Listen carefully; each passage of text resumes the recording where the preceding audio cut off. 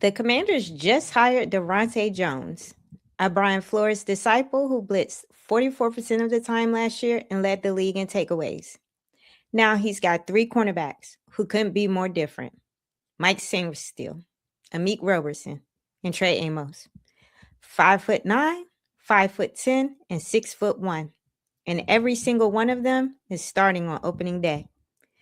Today we're breaking down exactly how Jones deploys this room, why the short guys live inside and why the long guys live outside, where Mikey moves to the boundary, where Amik kicks into the slot, and why Trey Amos's body type allows him to become the lockdown corner of this scheme. We've got the field diagrams, the personnel packages, and the projection numbers. So let's get to it.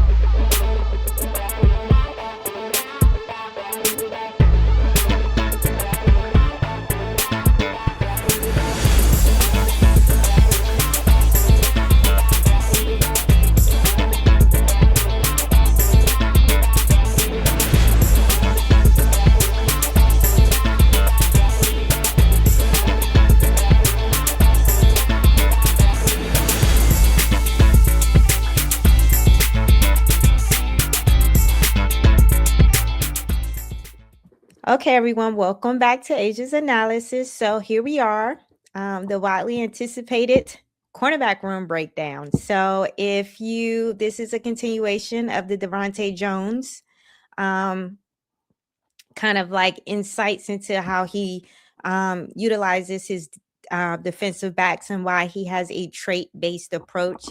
So today we're going to kind of get into a little bit more detail about the scheme and more so some of the fundamentals of how you use the field in a Flores scheme. So the Flores scheme is very unique in that they don't play a lot of man. So there's not a lot of press man. They play a lot of match zone principles. So what match zone means is that every player is responsible for covering a certain space in the field, and they man up on the receiver as the receiver enters their zone, right? So this is going to be very important as you understand why Daronte Jones is very comfortable with using smaller receivers in the traits that they provide, as they don't have a traditional role, so to speak, in pass coverage. They do a lot of other things in the scheme where their size is kind of beneficial, primarily how they're utilized in blitz packages. But we're going to talk a little bit about Mikey and Amik specifically and why these two cornerbacks are going to be kind of very important, and you're going to see them flashing probably the most in this scheme. So let's go ahead and get straight to it. Okay, so let's talk a little bit about Daronte Jones's DB philosophy, right? So this is about translating trait and DB IQ. So as I mentioned in the Daronte Jones decode video, he prioritizes more traits and IQ and technique and fundamentals over the prototype. So the prototype, the typical body size that most evaluators are looking for in a defensive back, which is more length, speed, all the measurables, right? So why is this? Well, let's take a look at the system. So he says it's all about the ball. You don't get paid if you don't touch the ball. So it's about creating turnovers. Ball is life. They want to get interceptions, right? So they are not all about, the corners having to lock down receivers and stay with receivers all through their route and things like that. That's not what they're interested in. They want more ball hawks, right? They want off-ball corners. They want corners that they know how to read and react and route recognition skills, right?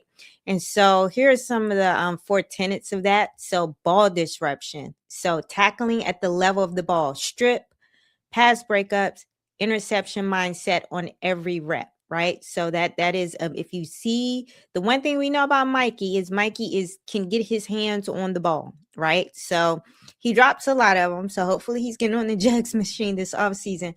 But Mikey is one of the few DBs in our room that can get turnovers and interceptions, right? So last year, I don't know what Joe Witt was doing, but he kind of played him out of position a little bit. Yes, he was in the slot, but how he was utilized in the slot with teams primarily with us not having a pass rush um and not being able to stop the run.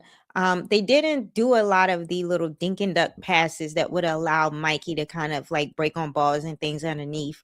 They were just running all over us, which, you know, in that sense, we probably should have kicked Mikey back outside and utilize more of a big nickel because we needed size in that front seven.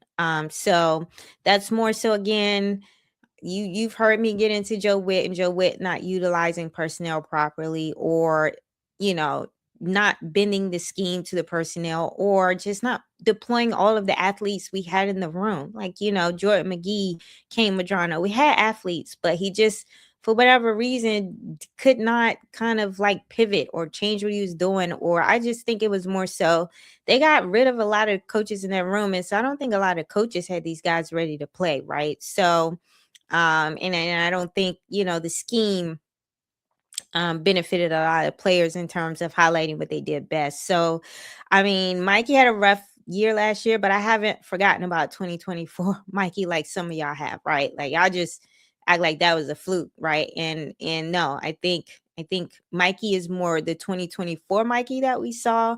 I think everybody looked just really bad in the scheme last year. So I really do think this is a scheme that is just going to fit Mikey's traits a little bit better. So Mikey and Amik are going to be getting turnovers. They are there to get turnovers, to get their hands on the ball, to be disruptive in that front seven. They are not going to be out in space in the back end too much, right? They are playing downhill. They are triggering downhill. Okay. So versatility. So, we're playing multiple fronts, 3-4-4-3 are just numbers. That's what he said in his interview. It's all about 7-man spacing. So he's using leverage. He's using a lot of different things. He's using the field. It's about putting the players in positions to win, right? So whatever that looks like in a sub package, he is setting every single player up on the field to win in whatever one-on-one situation that they're in. So he's going to feature the strengths of the players and hide the weaknesses with the scheme. Disguise plus pressure. So Flores, Zimmer DNA to this front seven, simulated pressures, mugged up looks, late rotation coverage, right?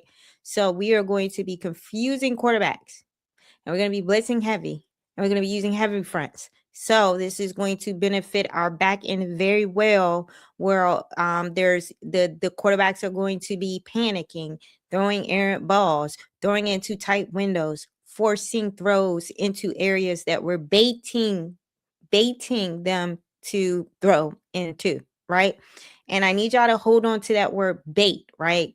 Because I know y'all have heard me say that before, but yeah, the small DBs are small for a reason. And the scheme is set up to be chaotic and to bait the quarterback into making the throw that they want the quarterback to make. And a lot of that has to do with you dangling these smaller cornerbacks at them. So just, yeah, there's a method to the madness. And then play the players. So he's going to tap into each DB's strengths individually. And then it's more of a relationship driven coaching. So I think this secondary is going to be fine. And I think they're just going to this scheme is going to get back to a lot of what these guys do the best. And primarily I felt like Marshawn Lattimore was primarily the issue back there on top of Joe Witt's scheme. So when you have a crash out like him, not playing to the technique, not maintaining his position, not playing the leverage, just playing outside the scheme, it creates confusion and communication issues for everyone else back there. So I think they're going to just not have to be sitting back there worried about what Marshawn is doing and having to cover for him, getting cooked. Poor Quan back there trying to play safety and Buddy can't hold up. So you having to constantly like bail him out. So, and then again, not having to worry about tight ends leaking because Bobby doesn't have his head on a swivel. So like, there's just a lot of things that we have changed that kind of created issues for the third level. Like their problems did not happen in a vacuum, right? Like a lot of what happened to the back end is not solely on the players in the back end. It's like it's no pressure up front. Daggone linebackers wasn't covering, so you're asking the back end to do way too much. And a lot of players did not have good seasons because of that. Mikey primarily. And then even towards the end, Trey started to look bad in the scheme, right? So let's just throw last year away, y'all. Let's stop trying to throw Mikey away because of what happened last year. Y'all act like he didn't do what he did in 2024. And y'all are using last year, which was horrible for so many people, to the point where they fired the defensive coordinator as an opportunity to throw players away because I don't know. Because he's short? I mean, seriously? We're talking about, and let's be honest, I'm not here to make anybody feel bad. When I look at a guy that's 5'9" and 5'10", and they've made it to the highest level of the sport, there's nothing fluke about that. They are the real deal. Just use them the right way. Do you know? You don't understand how hard it is to make it to the NFL, and we're sitting here on the internet calling Amik and Mikey trash. They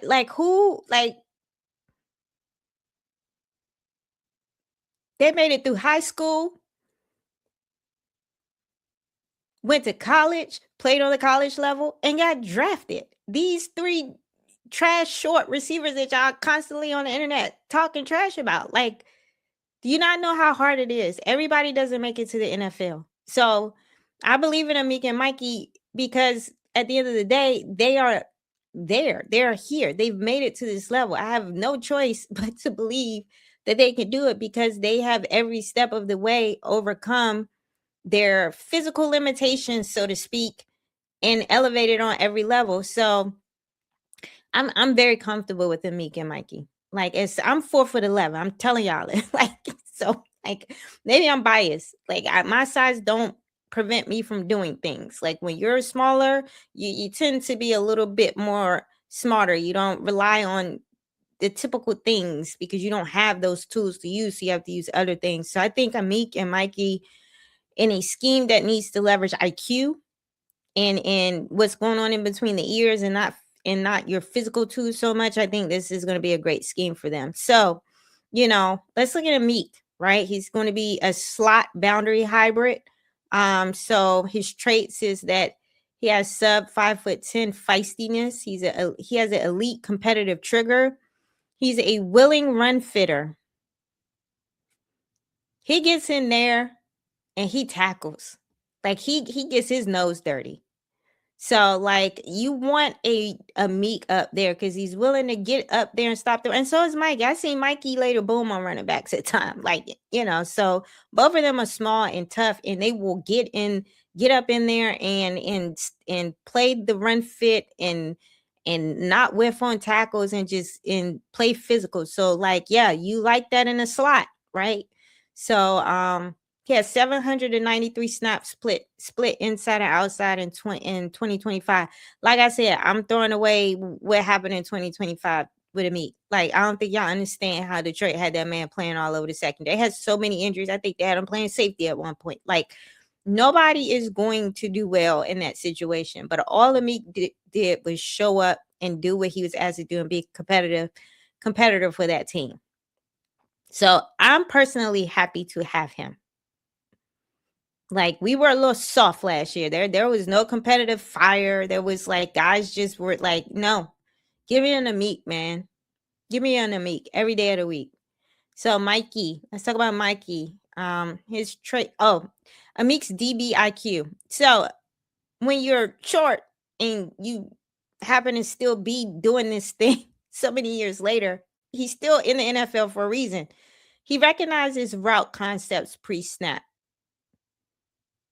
So he's very aggressive on the stem of the route, and he jumps a lot of routes. And so he so there's a lot of things that you have to be able to do as a DB besides be long and know how to press man and win a 50-50 jump ball. That's part of it, but it's not all of it. Y'all act like the only thing corners really need to be elite corners is to be able to catch a 50-50 jump ball and get a pass breakup. It's wild like that. That's what I see a lot on the internet, and that's nuts to me that This is how people talk about this position now, because y'all are watching too many highlight tapes. Y'all are not watching football. Y'all are not studying things. Y'all are watching highlight film. And so that has led you to believe that, being a corner is the sum total of the stuff that y'all see in the highlight film reel. And that's not the case. So he's really good at recognizing route concepts pre-snap.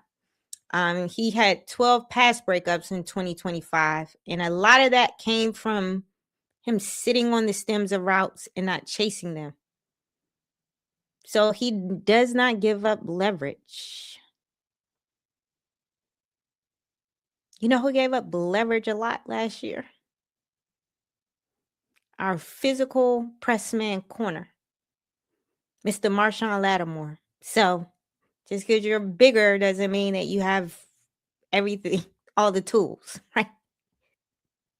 Marshawn was a low IQ corner who relied on his physical traits too much.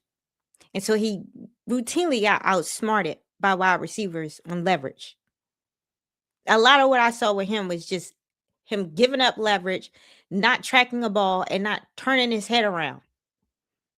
Half the time, if Marshawn just turned his head around and tracked the ball, he would have been right there for the pass breakup. But no, DPI, because you won't turn your head around to track a freaking ball. I wanted him benched like halfway through the season because that drove me nuts.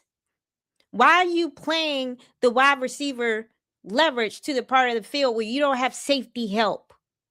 Why are you allowing yourself to get stacked when you don't have safety help over the top? Like what? Like just playing totally outside the system because he treated everything like a personal one-on-one with the receiver he was going to. And then y'all saw how George Pickens got into his head. He was a head case, and he had everybody on that back end just totally like thrown off because he couldn't hold his own on his side of the field. So it threw everything else off. So, I mean, there's my argument there. He was a bigger corner who was not good. And here we have Amik, 12 pass breakups with his little self, 5'9", from being smart, just not giving up leverage, sitting on stems, watching wide receivers' footwork, reading quarterbacks, pre-diagnosing route concepts. Yeah, Amik Robertson, the one that y'all was like, ooh, why did we pick him up? Maybe because he's smart. I don't know. And then now we have Mikey. His traits is that he has the hands of a receiver.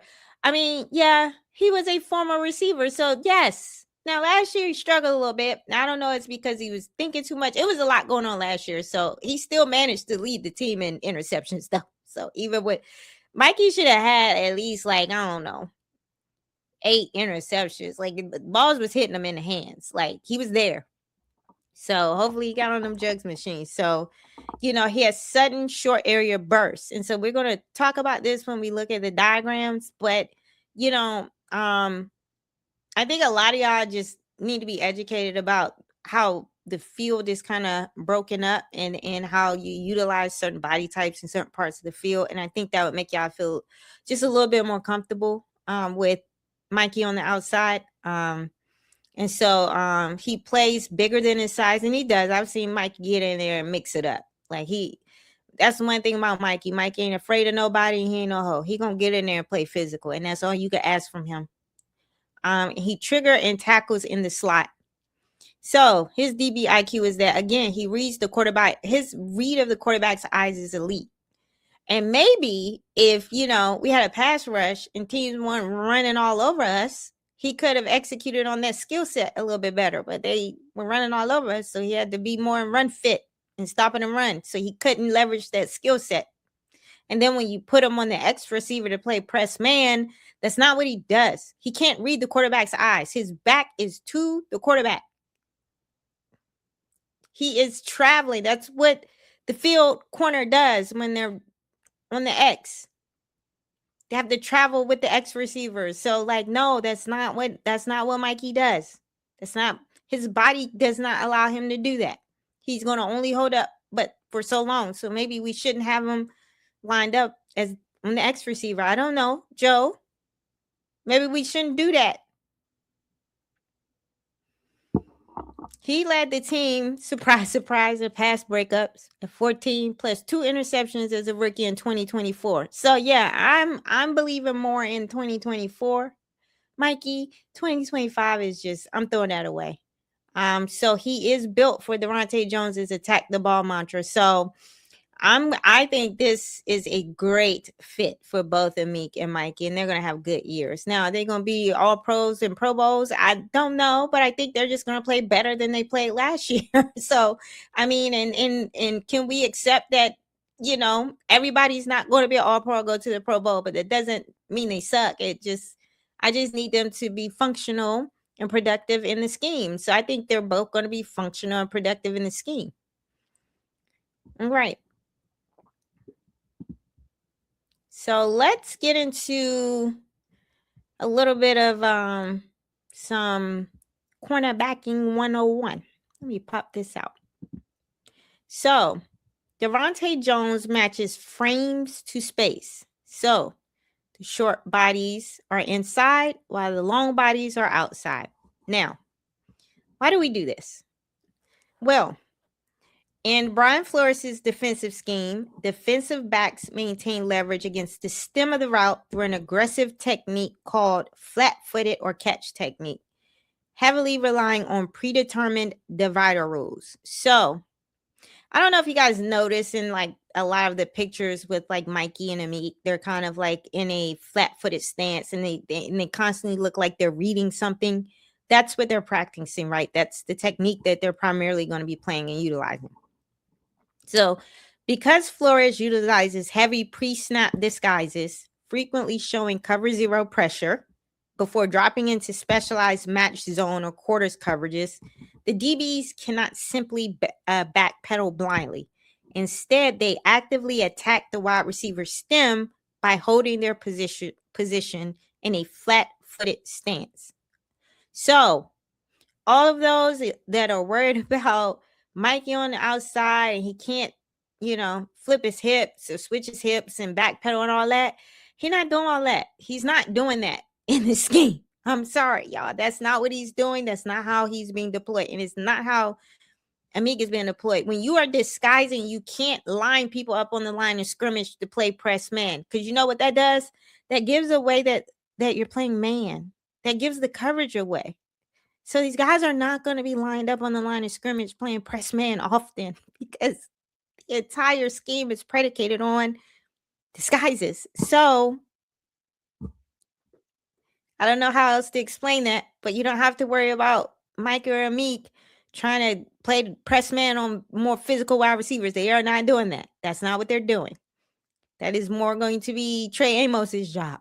Okay. So what is the flat-footed catch technique at the snap? So again, instead of standard soft man backpedaling, in the Flores scheme, DBs often play a flat-footed alignment. So this allows for squatting on the release. The DB absorbs the wide receiver's initial release without giving up the vertical cushion. So it prevents them from being stacked on the release. They force the first move. And so they actually, when you attack the stem, you make the wide receiver kind of like change kind of the route a little bit, right? So what they're doing in this type of technique is kind of funneling the wide receiver where they want them to go into certain areas of the zone or space, where maybe they're handing it off to someone, or maybe there's a robber waiting for them, right? So what they're trying to do is bait. They're trying to bait the quarterback to throw exactly where they want him to throw it by funneling the wide receiver into spaces in the field where they want them to go. And they do that by attacking the wide receiver stem so they don't give up leverage. So they force the first move by staying stationary or shuffling laterally rather than retreating. So the DB forces the wide receiver to commit to a specific side of the stem much earlier in the down. All right, number 2, utilizing divider rules to dictate leverage.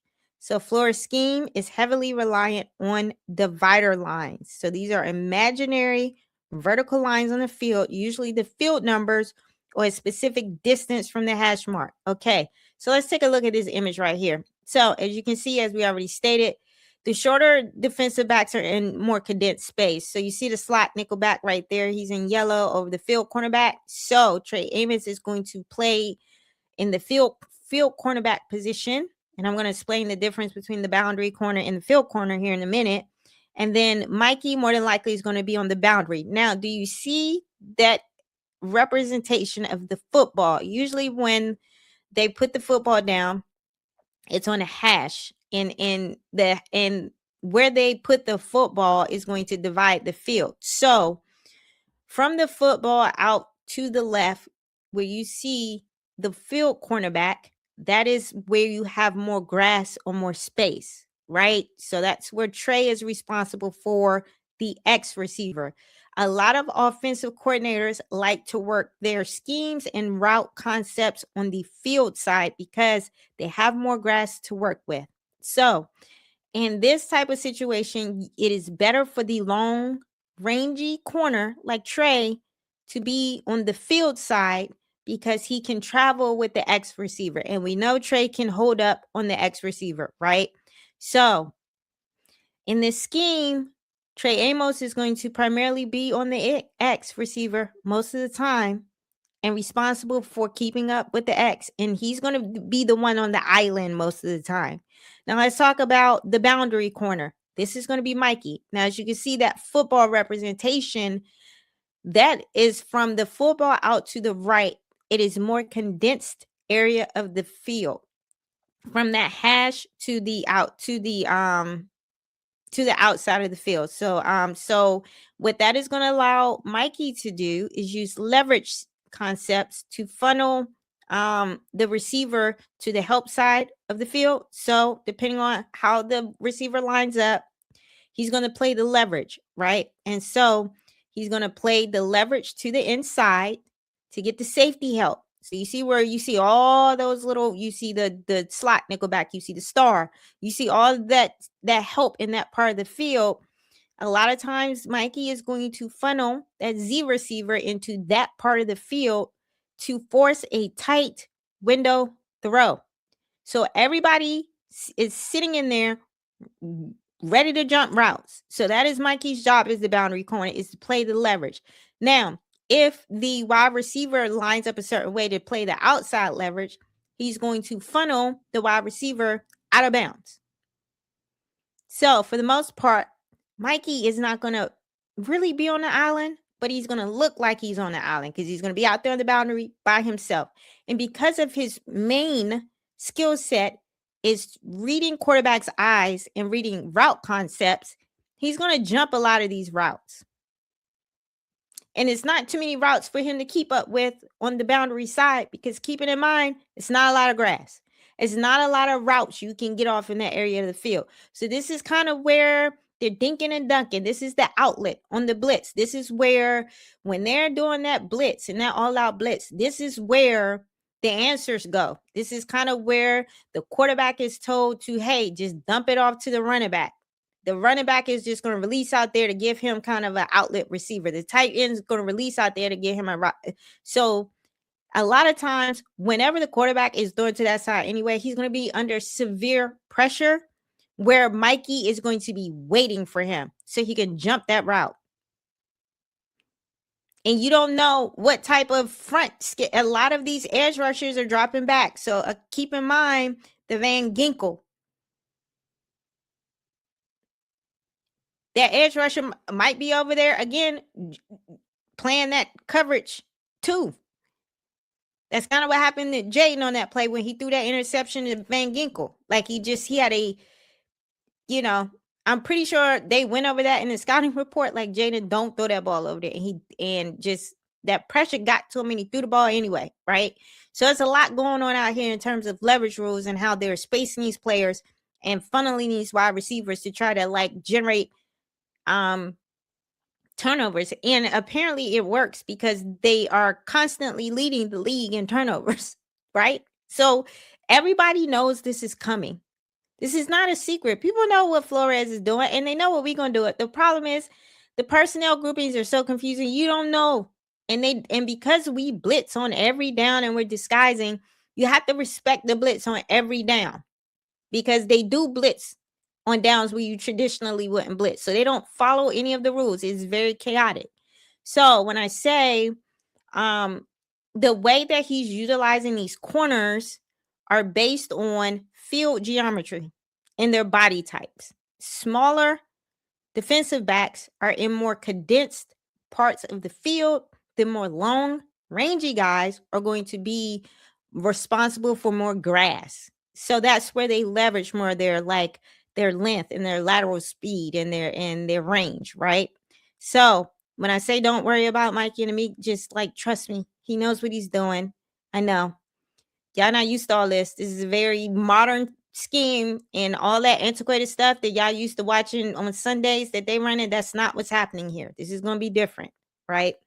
So, again, I was talking about the divider rules to dictate leverage. So you kind of want to you want to think about imaginary vertical lines on the field. Usually the field numbers are a specific distance from the hash mark. So inside the divider, if a wide receiver aligns inside the divider line, the DB will take hard outside leverage. They use their body as a wall to completely block the outside stem, funneling the receiver inside where defensive help, like a dropping linebacker, I don't know, Sonny or somebody,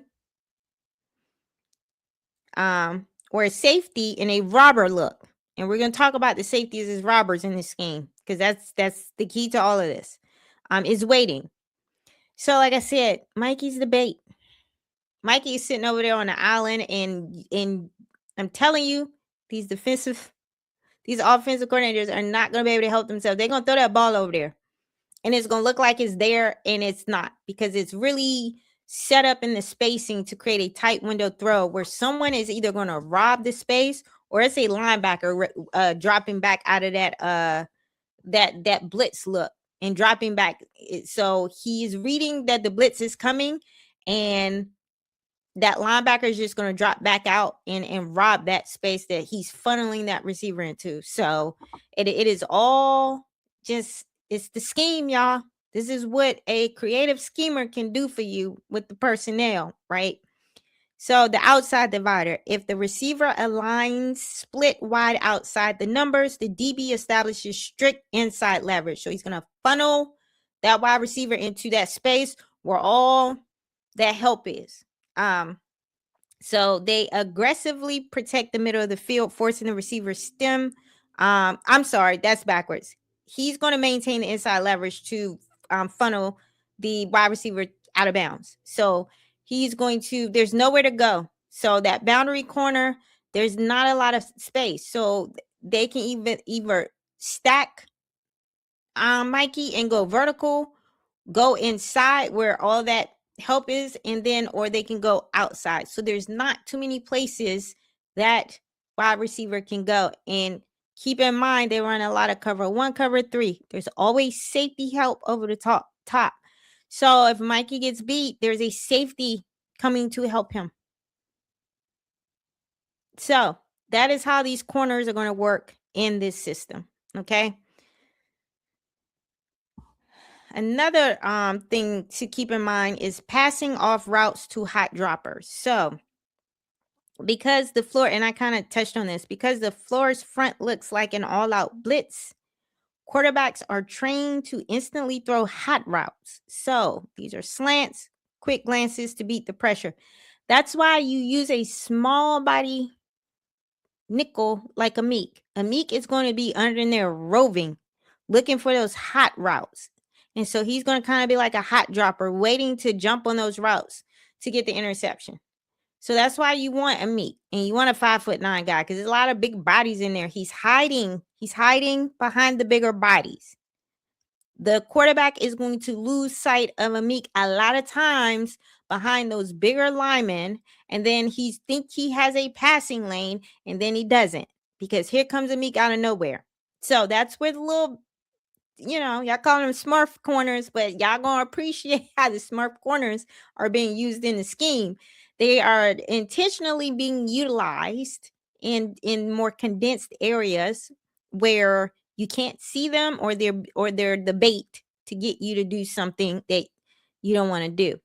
So I do have a video breakdown of this, and so we're going to get into that. I found a nice content creator, who is able to kind of like demonstrate this better than I can explain it. So we're going to take some time to get into that.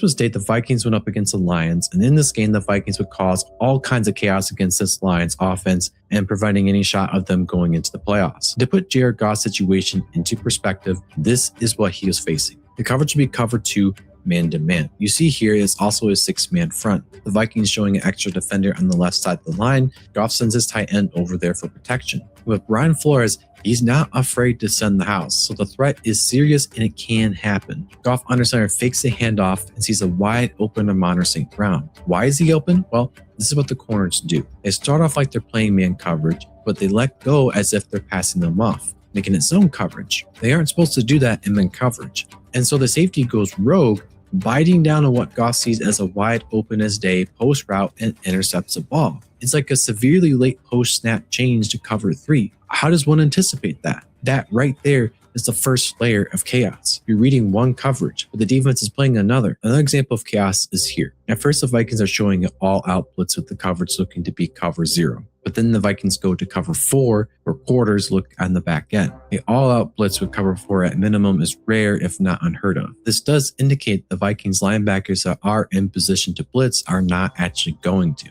which ends up being the case. But then the Vikings do something even more odd. They move to what I think would be considered cover 2 Robert, the safety turning into the deep linebacker that would be there on a normal or on paper Tampa 2. It's freaky stuff, but that's just on the back end of coverage. What's actually happening down on the line? Well, as we covered before, the Vikings are showing an all-out blitz, with the linebackers back off post-snap. However, Goff never resets the protection.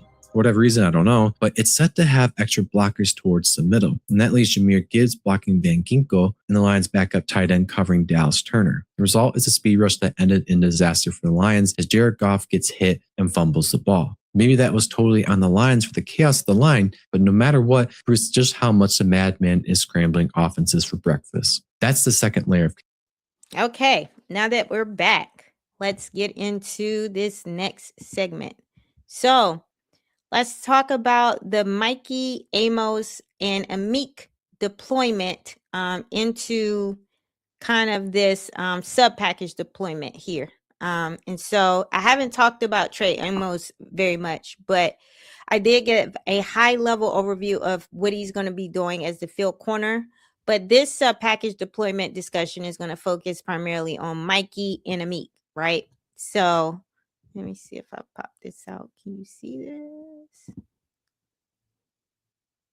All right. So I know this is kind of an eye chart, but just kind of pay attention to the numbers at the bottom and kind of listen as I describe this sub package deployment. So Jones flips the room. So Sainristil presses the Z. So Mikey's going to be on the Z receiver out on as the boundary corner in the condensed part of the field. So again, there's not a lot of routes you can kind of execute on there. There's not a lot of field space.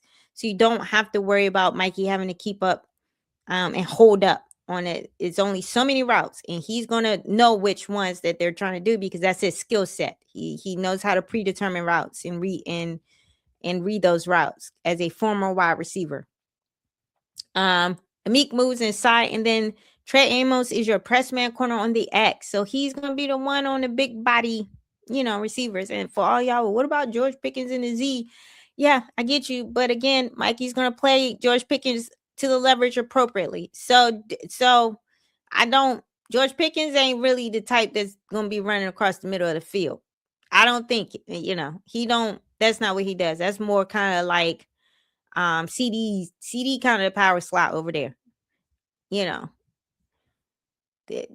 So I do think when he goes up against George Pickens, it's going to be a limited number of routes that George Pickens is going to be over there running. And so they're going to be able to easily kind of like contain him, right? He can only go vertical. So they're going to have the safety help over the top, and they're going, attack the stem on his route. So Mikey's going to be fine.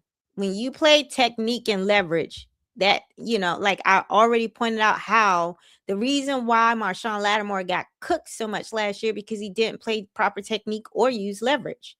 So it wasn't solely about his lack of speed or just, it was all the other stuff. So, Mikey is the boundary corner. So as the boundary corner full time, he's going to travel with the Z on press man cover 1. He's going to sink into the cloud underneath in cover 3. He's going to be the star blitzer in nickel zero packages, and he's going to fire the B gap from the boundary side. So, yeah, he has to kind of like, that's why he's being utilized right there. I know y'all want a bigger boundary corner. They need Mikey close to the line of scrimmage. So he needs to be on the outside. He wants a couple. And because they do hybridize, he can kind of disguise with both Amik and Mikey on the field together. Because I had somebody kind of go, well, we already had Mikey for that. We didn't need to go to get Amik. You have to have 2 of everybody. Like when you don't, if you just have Mikey, then you give away, which is no longer a disguise, because you put the tendency on tape with Mikey, because Mikey is the smaller guy that's always in there doing the same thing in the scheme. So you have to get 2. You have to have Amik and Mikey because they're interchangeable. And you might put on tape in one sub package, Amik is doing it, and then they out there looking for Amik to do it, and then you switch it up, and now it's Mikey, right? So you cannot, you can't have one player. That's why they have all these hybridized players running around, because everybody has to be able to do multiple things in the scheme, so you don't put tendencies on tape and you keep people confused. Because it's like, well, Asia, if you sitting here figuring out all this stuff and you doing all this studying and stuff, why can't they can easily figure it out too? Yeah. Brian Flores only been running this scheme for I don't know how many years in Vikings, and he still haven't figured it out because of all of the kind of like disguising and using the players in multiple different ways. So you can't prepare for it. They don't put tendencies on tape. So then Amik is the slot nickelback dime rover. So the slot nickel in 11 personnel, he plays the apex in a 2-read, drive on the flat, handoff vertical. So the smaller receivers, these match zones. So what happens is they man up on the player when they come into their zone or area, and then they hand the player off. So even if he kind of like they get beat, their job is to hand the receiver off to someone else. So they're not traveling with these receivers. That's not how this scheme works. 7-man spacing, remember? So he's got bodies all over the field to intentionally pick up players as they enter the zones. So these create very tight window throws. And if you've got to wait for wide receivers to kind of find their way through the zone, you know what happens? The quarterback's holding the ball, and what happens? That pressure gets to him. So it all works together. So on dime downs, he slides to the overhang linebacker where his blitz instincts replaces a base linebacker. So this is where he come down on the blitz. He's going to look like a linebacker in that dime package. And then you got all these big body linebackers dropping back into coverage. It's going to be very confusing. Because like, what do you mean Amik is going to be blitzing in the linebacker position? That's how it works. Positionless football, 7-man spacing. Like, so you can't read based on personnel packages. None of the personnel actually do what they traditionally are supposed to do in the scheme. So you read the linebacker blitz is coming, and it's like, nah, like you throw that ball and you look up and you throwing it right at the linebacker because he's not blitzing. He the one dropping back in the coverage. So you misread that based on a tendency of the linebacker is always the one coming on the blitz. Nah, not in this package. The little small nickel is the linebacker in this particular sub package, and my linebacker is the dime. Like, so he dropping back. So that's Kain Medrano dropping back, or Sonny dropping back, right? So yeah, this is gonna be the craziest thing y'all ever seen. Like, yeah, it's very creative, and it's very confusing. So again, just keeping in mind that the bodies are going to be deployed and their sizes based on field geography. So Mikey at 5'10" is going to be the short side boundary. So he's going to be in the part of the field that's condensed. And Amos at 6'1" is your field corner. So he's going to have the field side where there's more grass, and that's more so where a lot of offensive coordinators like to operate their primary receivers in terms of it's more grass to scheme to in terms of route concepts. And then Amik is the slot nickel, which again, very condensed part of the field underneath. Now again, in this scheme, they only play man coverage about 22% of the time. So this is not a man press man scheme. So just like those traits are not needed for a scheme. They rarely deploy that or utilize it. All right. Now, let's talk a little bit about Trey Amos, because this was more of a more Mikey and Amik oriented type of video, but I do want to take some time here to talk about Trey, because he is built for this scheme in terms of like, they do put a shell. So this allows him to kind of just like really play freely and not, and always know that hope is there and play his leverage. So he has an opportunity to really kind of like elevate as a true lockdown corner this year, in terms of how the scheme works and him being matched up on some of the better players. Like he's going to be the featured matchup in terms of the X receiver and going up against the CD Lambs and Devonta Smiths and kind of like, so this is a big year for him. And so, he has long arms. He's really good at press technique, and he plays bigger than 195. So he's very physical. And he's fast. He runs a 4.43 40. So he can do it. He was first team all SEC. He had 13 pass breakups and 3 interceptions. He's got that lockdown corner DNA in him. And like just last year was just way too much going on. But when he was in there, he did hold his own for the most part.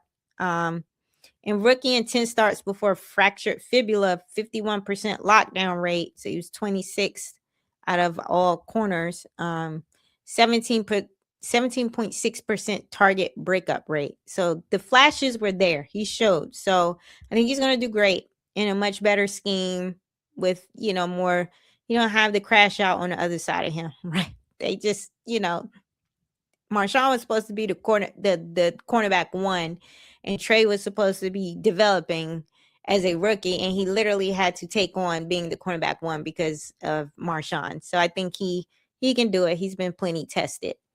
So the 2026 projections in terms of, ball. So there's going to be a lot of ball they're anticipating much more ball productivity for him. So 3 interceptions, 14 pass breakups, 1 forced fumble. So Pro Bowl, and when I saw it was like a second, not the like a Pro Bowl reserve. So a Pro Bowl tier ball production from takeaway first game. So he has the opportunity to kind of become a Pro Bowl reserve in this role. So projecting out his coverage to be at 82 PFF coverage grade, coming up from 58.8 and 85 passer rating allowed, and 56% completion when targeted. So he's going to see more volume as kind of like the lockdown corner or the number 1 corner going up against everybody's X or number 1 receiver. So maybe 78 tackles, 95 targets, and approximately 1,050 coverage snaps as the every down boundary corner or outside corner. So, this is basically about right scheme, right snaps, right time. So he's going to, I believe, take a leap. He was already kind of doing good, but I think he's going to continue on that trajectory. And luckily, he's not going to have the Mikey experience where he's going to have a terrible play caller his second year where he's going to regress. So unfortunately, in Mikey's second year, he regressed a little bit. And a lot of that had to do with scheme and just what was going on. I don't think it had anything to do with Mikey. I still think Mikey's a good corner. You're not going to make me forget 2024 Mikey. You're just not. And what he did as a rookie. And I'm not saying he just was elite as a rookie. I'm saying he really did his thing as a rookie. And now y'all acting like y'all ready to throw him out. Like, I'm like, dang, tough crowd. Y'all give up on people too too quick. I don't know what that's about.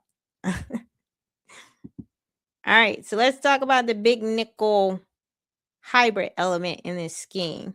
All right, so let me pop this back out. All right, so we have one Sonny Styles and Kain Medrano. Don't forget about them. I think I've talked about Sonny Styles in every position group video except for the edge room or defensive line. I've talked about him.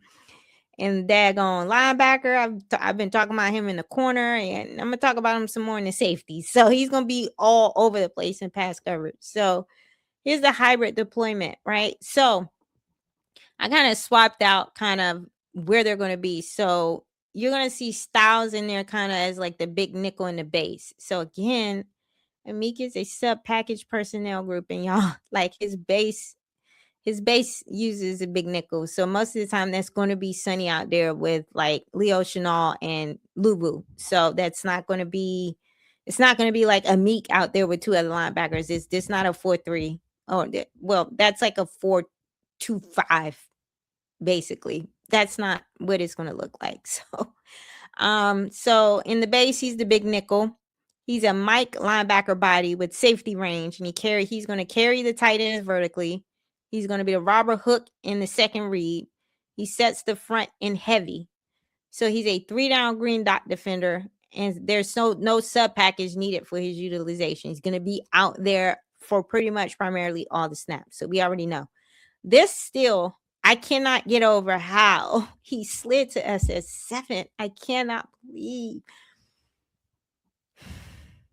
Maybe it is a good thing that our like defensive coordinators under the radar, because I just think people just kind of like I think people gonna regret letting him slide to Washington. I'm gonna keep saying that in every video that I do, because of this is a crazy chess piece to have amongst all the other pieces that you have. This is nuts. And then y'all don't forget about Kain Medrano. I see a lot of people giving me their linebacker rotations, and y'all throwing Ali Cajo in there. Ali Cajo is a nice tackler, but he don't do nothing special in coverage. He's not a coverage linebacker.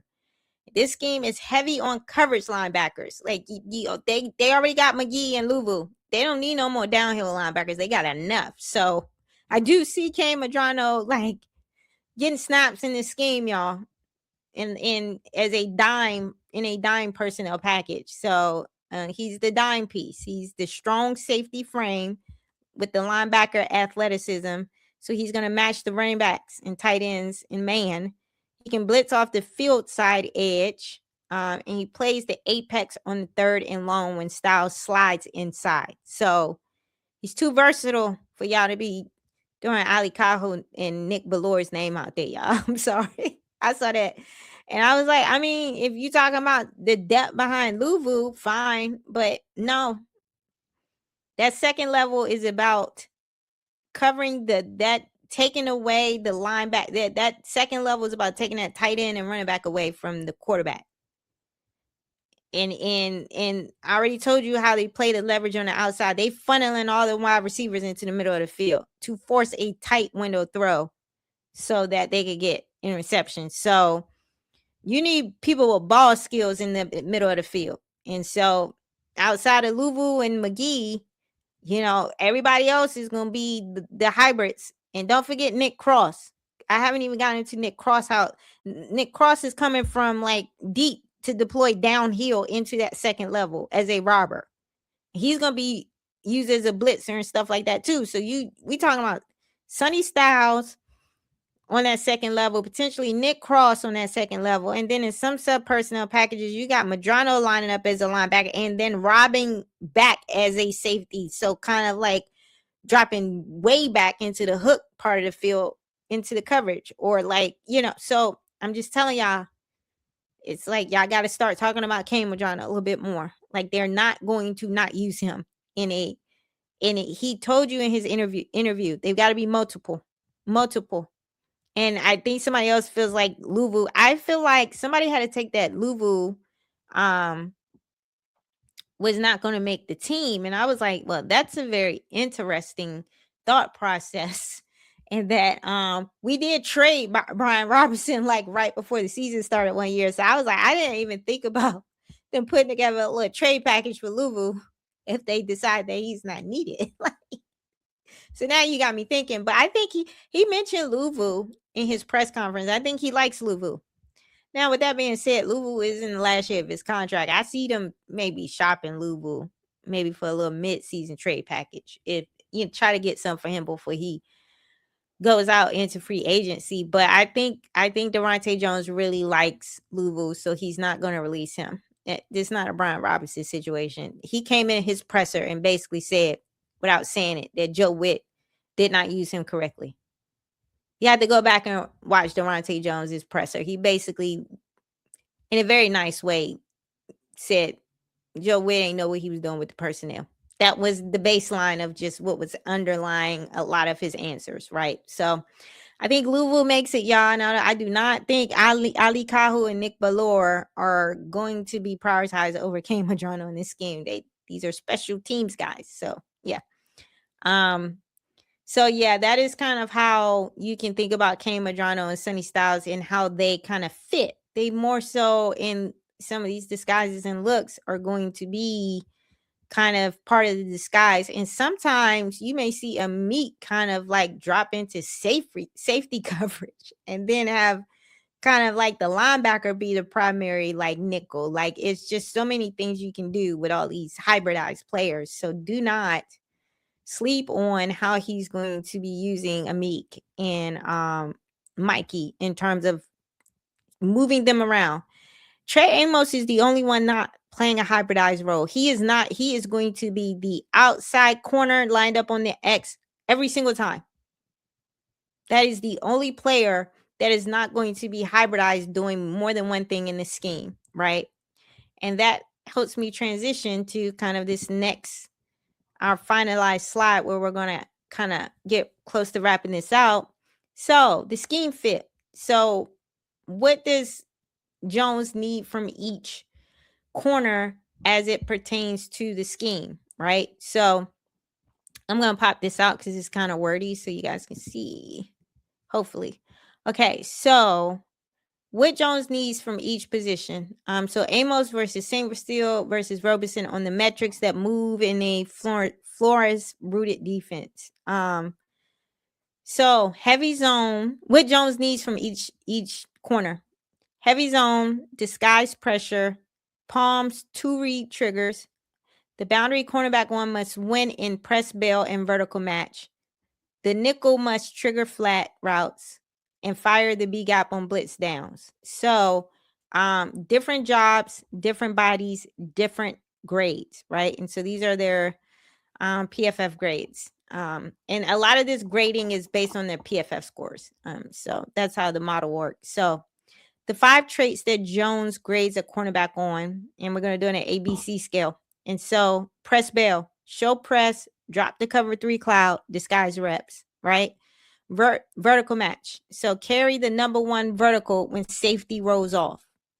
Palms trigger. You can read the number 2 and drive on the flat, hand off the vertical, right? You have to hand off when that in that type of coverage, when that receiver comes into your zone, you have to have the ability to hand them off to whoever is, covering the vertical part of that route. Blitz cover, survive, cover 0, cover 1 with no help. And to be the star or the B gap. So the nickel blitz from the slot in disguised pressure. So here's how they grade out. So Amos in the field as the field boundary corner. Sorry, they have this incorrect. I thought I fixed that in the slide. But Sainristil is not going to be the nickel slot. That's going to be Amik. And Sainristil is going to be the left corner. Dang, they got all these wrong. I'm sorry, y'all. Amos, I thought I corrected that. Amos is going to be the field corner, not Robertson. And Mikey is going to be the boundary corner. And then Robertson is going to be the nickel. Dang. Woo. I'm sorry, I'll be trying to put these slides together. I guess I missed that. But this is kind of how they grade out. So Amos is a better press bail. receiver. I mean, corner. So he gets an A there. Mikey's not really, he's a B, and then Amik's a B. So this is why Amos is traveling with the X receiver, because he's better at press man.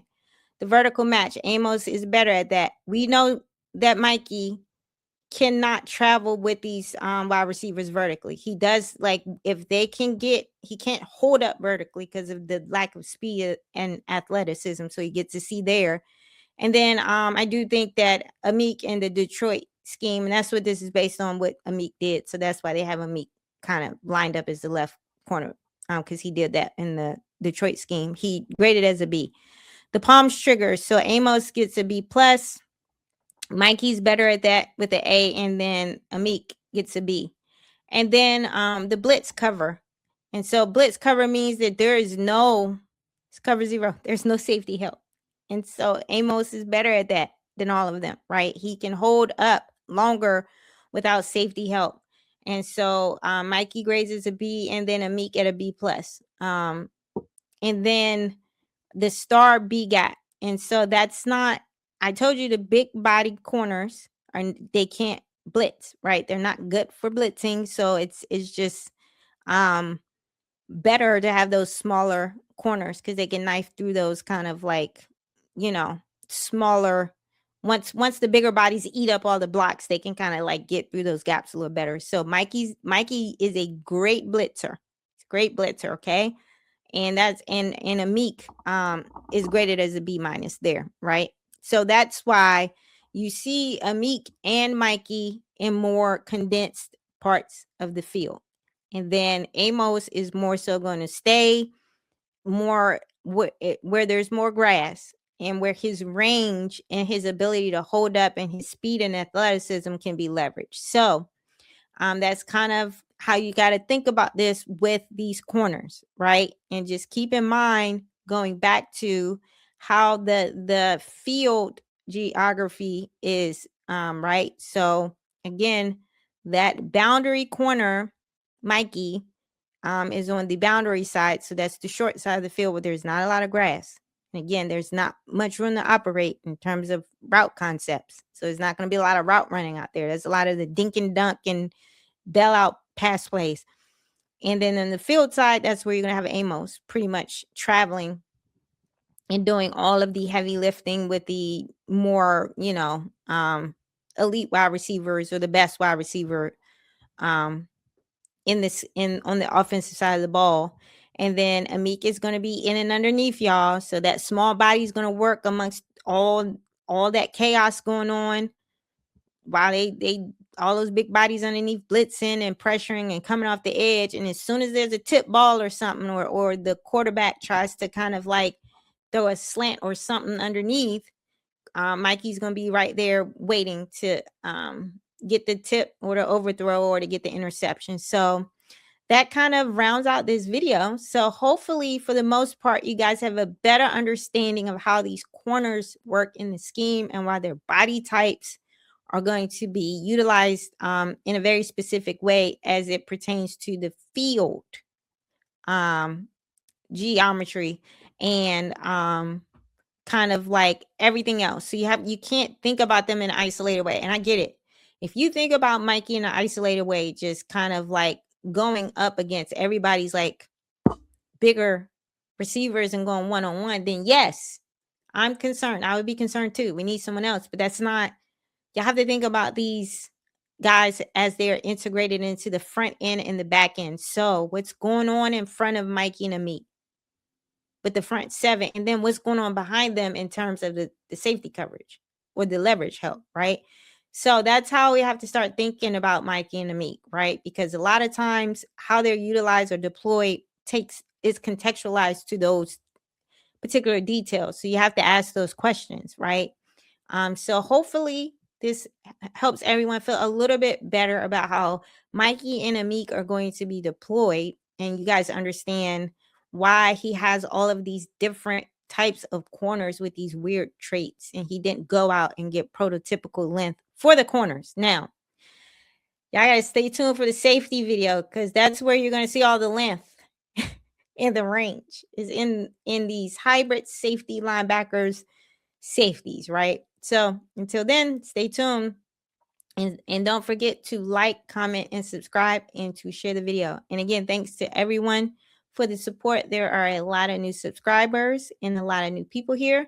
So again, we have a lot going on, and this has been a continuous series. So if this is your first time here, you may want to check into some of the other videos I did where I start with the defensive comp, the defensive scheme comp, and then kind of work your way through the edge room analysis, defensive line, linebackers, and stuff. And then this will all make sense. But until the next time, see everyone later. Bye.